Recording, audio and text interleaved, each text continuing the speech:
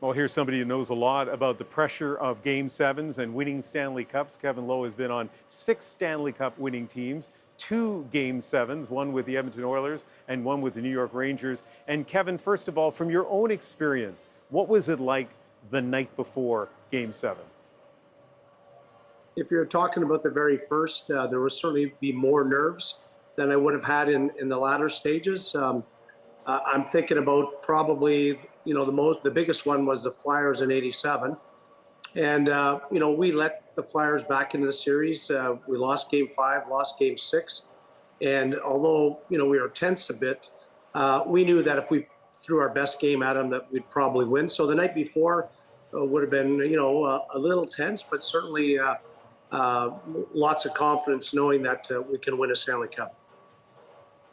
So 1987, Philadelphia Flyers were a really, really good team. I've heard some of your teammates talk about how tough a series that was. You're with the Edmonton Oilers. You've got Wayne Gretzky as your captain. Mark Messier is one of the assistant captains.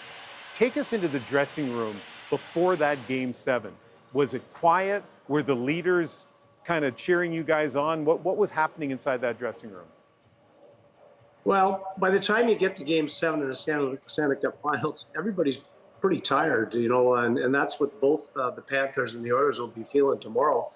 I mean, your adrenaline gets you up for the game, but relative to your question and us back in '87, I think we would have been probably more quiet than we had been in the past, and that really would have been a quiet confidence, because we felt we were the better team, but we hadn't played our best.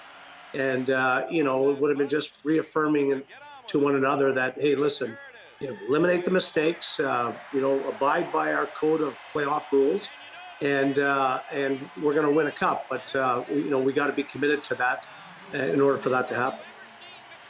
Yeah, it's funny you mentioned mistakes because so far this year, there have been a few mistakes. I guess this happens in sports, even at the highest levels. A bad clear by the goaltender, an errant pass by a defenseman. So again, I want to see this through your eyes when you were, turned out to be a Hall of Fame defenseman. But in the first few minutes of those 2 Stanley Cup Game 7s, were you worried that you might be the guy who would make a mistake? You're always worried.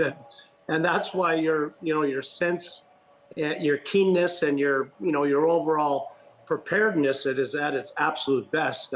I mean, that sounds a little fatal that you're actually sitting there worried to make a mistake. You can't be worried to make a mistake, but you also know that a mistake can be the game.